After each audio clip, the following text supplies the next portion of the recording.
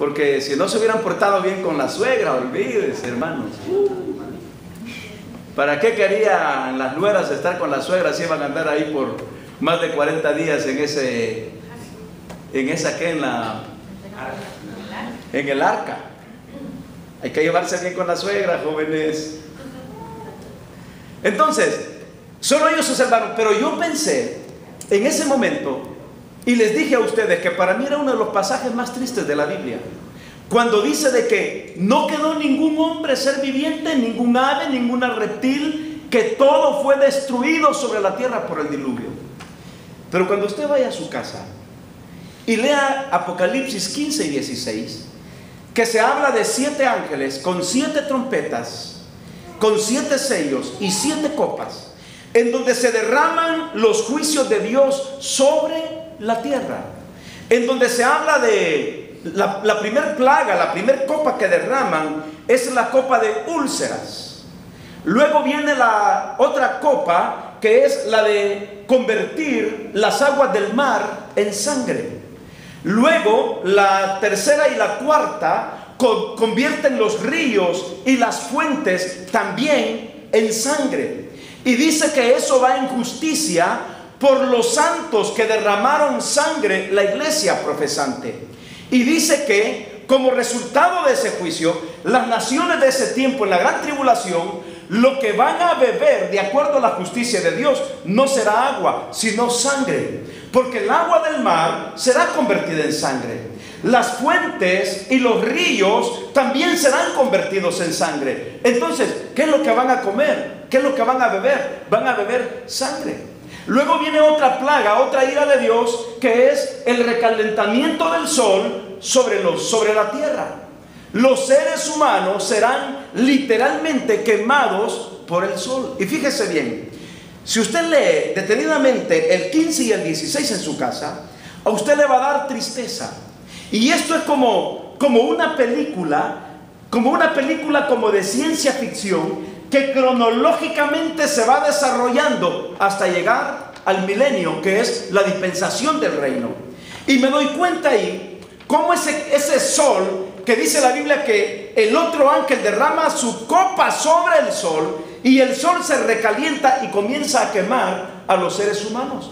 Y si usted lee detenidamente, se va a dar cuenta que aún ahí los hombres estarán maldiciendo a Dios. En lugar de arrepentirse, estarán maldiciendo a Dios. Y usted puede leer cómo dice ahí que a los 7 ángeles se les dan estas copas de juicio para ser derramadas sobre la tierra. Pero cuando comienza el capítulo 15, en el versículo 3, si quiere véalo, hay un canto que van a cantar los que han salido de la gran tribulación, que me gusta mucho, y lo vamos a cantar aquí un día en la iglesia. ¿Lo tienen ahí, hermanos? Ahí está. Vamos, y cantan el cántico de Moisés, siervo de Dios, y el cántico del Cordero, diciendo, lean conmigo: Señor Dios Todopoderoso, justos y verdaderos son tus caminos, Rey de los santos. ¿Quién no te temerá, oh Señor, y glorificará tu nombre? Pues solo tú eres santo, por lo cual todas las naciones vendrán y te adorarán, porque tus juicios se han manifestado. Todo esto es antes de la dispensación del reino, en la gran tribulación. Y todos los que cantan este cántico son aquellos que han sido, hermanos, salvados, liberados después del período de la gran tribulación. El versículo 3, retrocedamos al 3 porque vamos a cantar este canto. Pam, pam, pam, pam, pam, pam.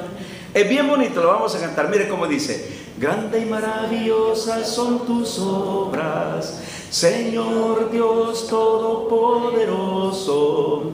Justos y verdaderos son tus caminos, Rey de los santos, Rey de los santos, Rey de los santos. El otro: ¿quién no te temerá, oh Señor, y glorificará tu nombre?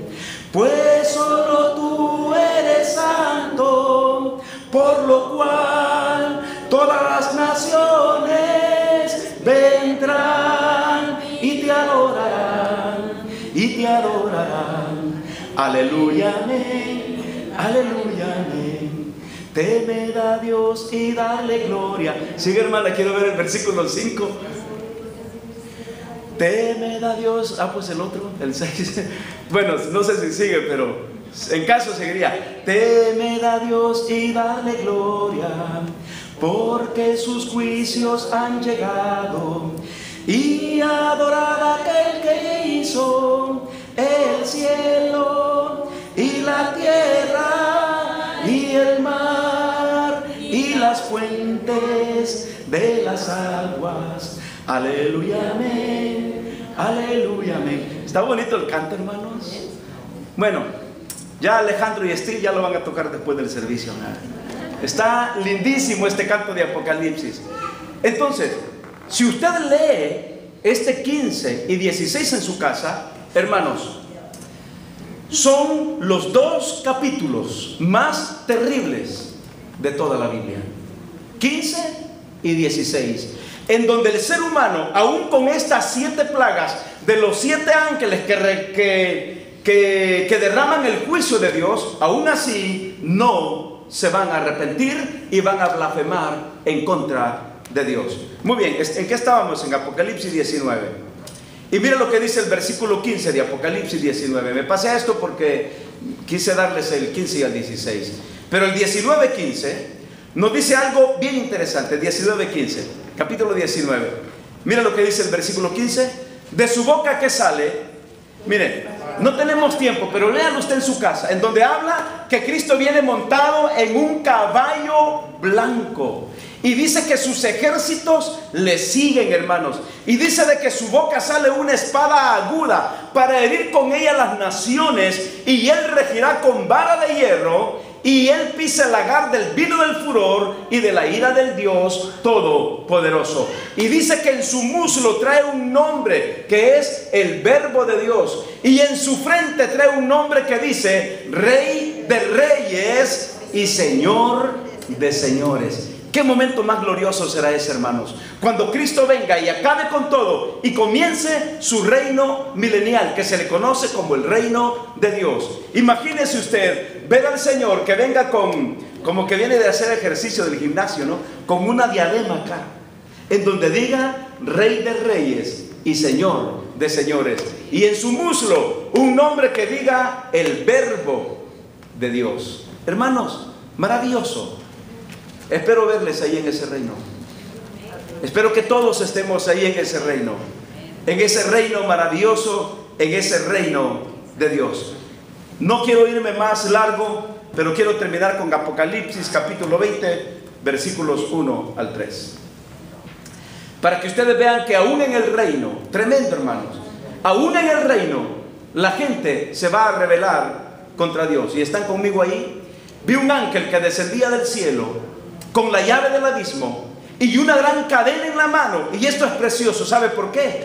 Porque dice que este ángel con la llave y con la cadena prendió al dragón, a la serpiente antigua, que es el diablo y Satanás. ¿Y qué pasó? Y lo ató por 1000 años. Versículo 3. Y lo arrojó al abismo y lo encerró y puso su sello sobre él para que no engañase más a las naciones. ¿Hasta qué?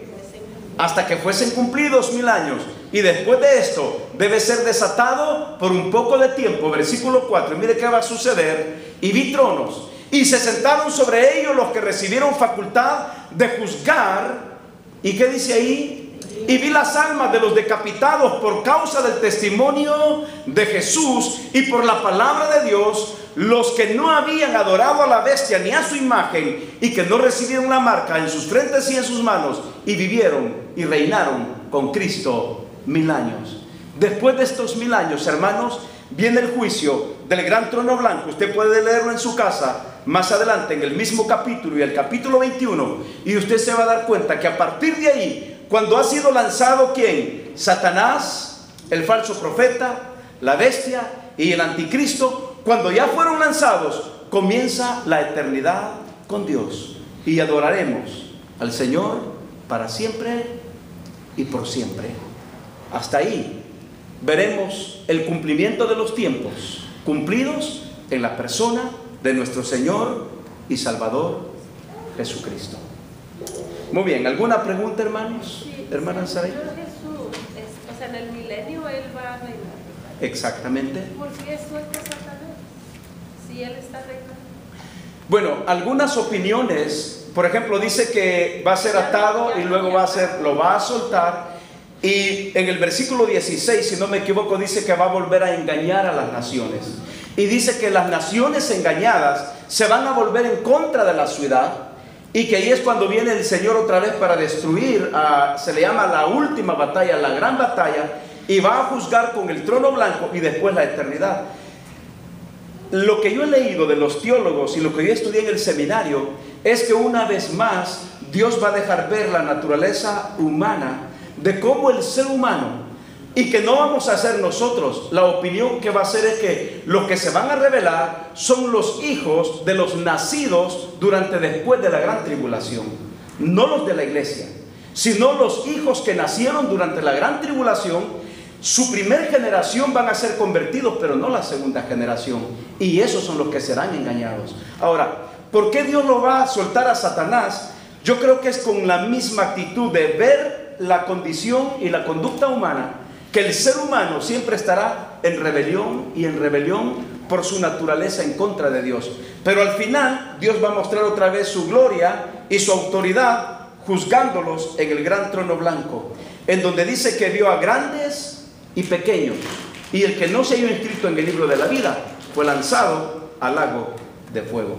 Así que no hay mucha explicación, pero me gustaría dar una respuesta así del por qué, pero en realidad es bien complicado.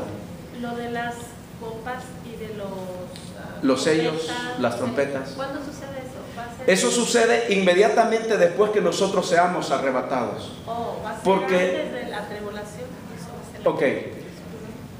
Va a ser después de que nosotros nos vayamos al cielo. Exactamente. Si queremos formar un orden cronológico sería este. Ok. Sería arrebatamiento de la iglesia, en donde a esto se le llama la segunda venida de Cristo en su primera etapa. Para que lo entendamos bien, la segunda venida de Cristo tiene dos etapas. La primera etapa es el arrebatamiento de la iglesia, en donde va a ser invisible. Segunda venida, primera etapa, en donde seremos arrebatados, y en donde dice estaban dos en el campo, uno será tomado, el otro será dejado. Entonces, ¿qué va a aparecer en los noticieros?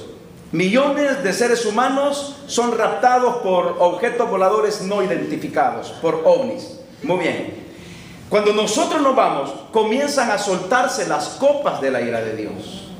Pero no va a ser, creo que justo inmediatamente, porque primero van a ser 3 años y medio de paz, de tranquilidad. Pero cuando el anticristo rompa con el pacto de Israel, y cuando él quiera usurpar el templo y hacer cesar los sacrificios, entonces sí viene la ira de Dios, y es cuando comienzan a descender las copas, en donde Apocalipsis 15:16 habla de lo que ya les mencioné antes, ¿no? Las úlceras, el sol, la sangre y todo eso. Todo eso va a ser antes. Las copas y las trompetas. Las trompetas, sellos, y todo está envuelto ahí.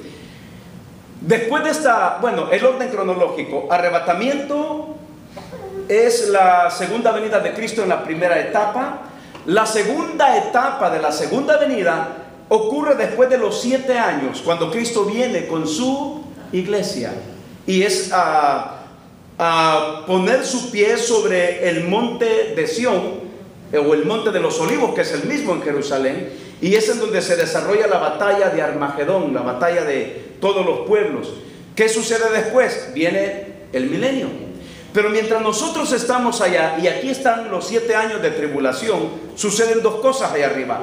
Número 1, el tribunal de Cristo para los creyentes y las bodas del Cordero.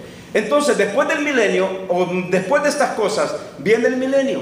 Satanás es atado para que no engañe a las naciones, un reino de paz, de prosperidad. Después es desatado. Satanás comienza a engañar a los que yo pienso que son los hijos nacidos durante la gran tribulación.